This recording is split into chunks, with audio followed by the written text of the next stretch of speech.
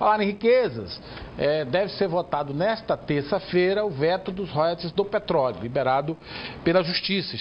Estamos recebendo agora o deputado federal Jesus Rodrigues, que é o coordenador da bancada piauiense. Boa tarde, deputado. Boa tarde, Silas. Me parece que há um acordo de líderes no Congresso de que a votação do veto virá antecedendo todo e qualquer projeto, inclusive o orçamento. Seria isso? Deputado, boa tarde.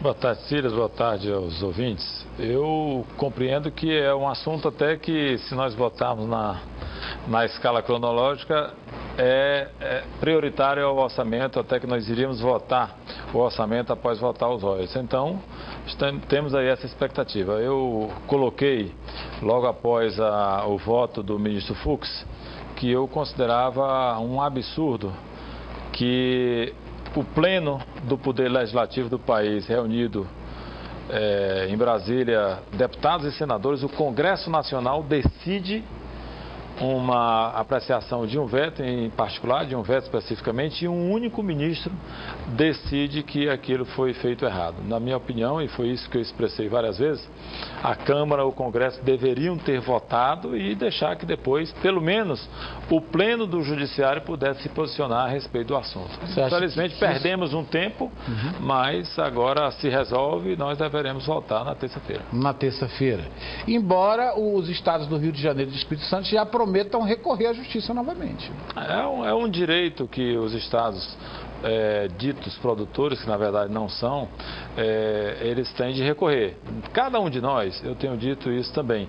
O Poder Legislativo vai desempenhar o seu papel nessa questão dos royalties, o Poder Executivo também, através da presidenta Dilma ou dos governadores dos estados, o Judiciário também. Então nós vamos entrar nessa polêmica. Eu espero que ela possa se resolver o mais rápido que possível e, na minha opinião, com uma distribuição democrática desses recursos para todos os estados do Brasil. A bancada do Piauí, pelo que o senhor tem conversado, claro, estará de forma unânime ao lado de derrubar o veto do projeto. Com certeza todos nós estamos empenhados para, agora nessa terça-feira, já desde o início dessas discussões, nós trabalhamos como bancada do Piauí de maneira unânime, tanto nas elaborações como nas votações, uma pequena divergência na questão da destinação dos recursos. Nós defendemos, eu pessoalmente defendi a posição de que esses recursos deveriam ir 100% para a educação, e também o deputado Nazareno, mas eu acredito que essa negociação sobre a aplicação desses recursos, ela deverá ser feita agora por esses dias. Eu, infelizmente, não acredito que a gente consiga passar 100% para a educação, mas a maior parte desses recursos para a educação, eu imagino que pelo menos aí 70%, 75% possa ir para a educação e o restante para umas duas áreas. 2, 3 áreas que alguns municípios, são poucos, já resolveram o seu problema com a educação. Outros precisam de mais recursos para a saúde. Então, se nós pudermos destinar a maior parte desse recurso para a educação e outra parte para umas 2, 3 áreas, eu acho que passa no Congresso. O deputado, a bancada também está consciente de que a maioria dos recursos que saem para os estados, elas estão dentro do pacote do PAC. Então, a gente observa, a olho nu, que há uma correria da bancada piauiense de incluir determinadas obras do Piauí no PAC, porque senão não sai. É esse o pensamento ou eu estou raciocinando de forma errada? Não, é esse o pensamento. Nós buscamos incluir, conseguimos incluir algumas no PAC, o governador Wilson, nós da bancada fizemos um apoio junto com o governador, a ministra Miriam Belchior e também a Ideli, da Secretaria de Relações Institucionais. Essa é a intenção, de que muitas obras possam ser arrastadas para o PAC. As emendas, elas são normalmente contingenciadas ou até muitas vezes não são liberadas mesmo não tendo contingenciamento. Você vê de 15 milhões de reais que nós como deputados e senadores temos, as individuais, um pouco mais de 50%. Eu pelo menos tive 8 milhões e meio aproximadamente que foram empenhados. Então Então, inclusive, é essa outra discussão, o presidente Henrique Eduardo Alves colocou nesta semana agora, que deverá estar colocando em pauta a questão do orçamento impositivo. Quer dizer, o que é de emenda, 100% dela será aplicada ou pelo menos contingenciado proporcionalmente de todos os órgãos que sejam contingenciados, as emendas constitucionais recebam lá também uma parte de contingenciamento, outra parte seja impositivo. Eu sei que a bancada do Piauí não irá se furtar no caso do veto dos royalties, mas vai haver alguma movimentação da liderança do governo? Você acredita?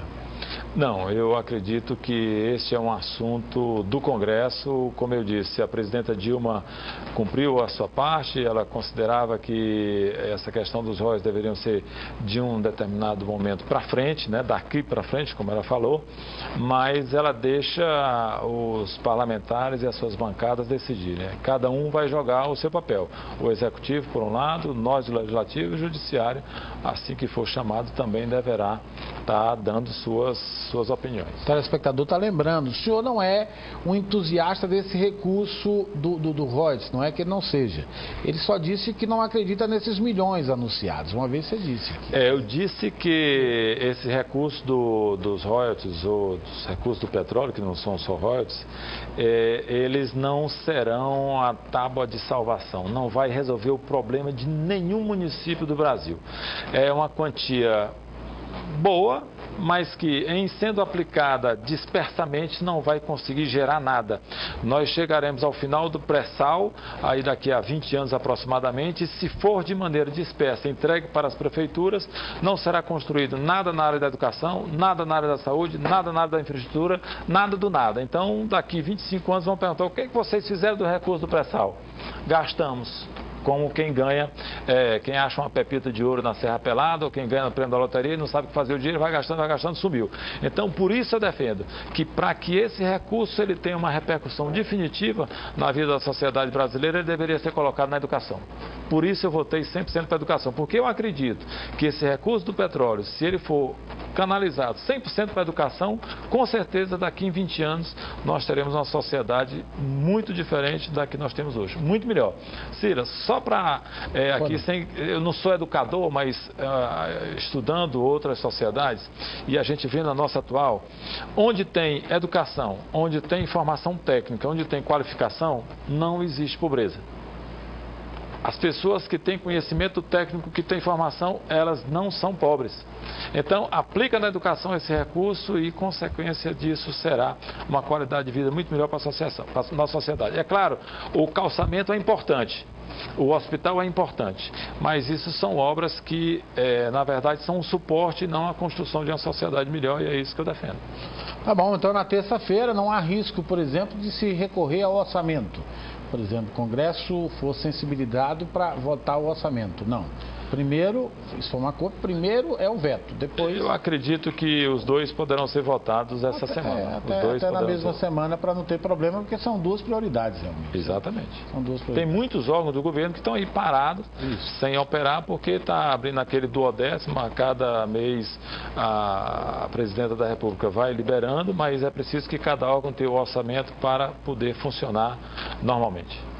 Tá certo. O deputado Jesus Rodrigues conversou com a gente que o senador, aqui já é mais especulação, o senador Wellington teria descido ontem no aeroporto de Teresina meio triste, porque teria recebido recados do Palácio de Planalto de que começasse um caminho para compor com o PMDB no Piauí. Isso é verdade, deputado? Eu sei que ele não quis falar comigo ao vivo. Eu instalei um ao vivo lá, ele não quis. Eu não sei se ele estava triste, ele não estava. Não, mas sei, né? Todas essas especulações, todas essas possibilidades depois do jantar que teve com o Michel Temer, da casa do Michel, disse que correu isso. De repente pode haver articulação também do Michel e ser governador de São Paulo, com apoio do PT, e sobrar vaga para o vice-governador de Pernambuco. Então as especulações são sem número e nós vamos dar continuidade ao nosso trabalho. Tá bom, deputado. Muito obrigado, então. Muito obrigado ao deputado. Tá. Muito obrigado. Deixa eu falar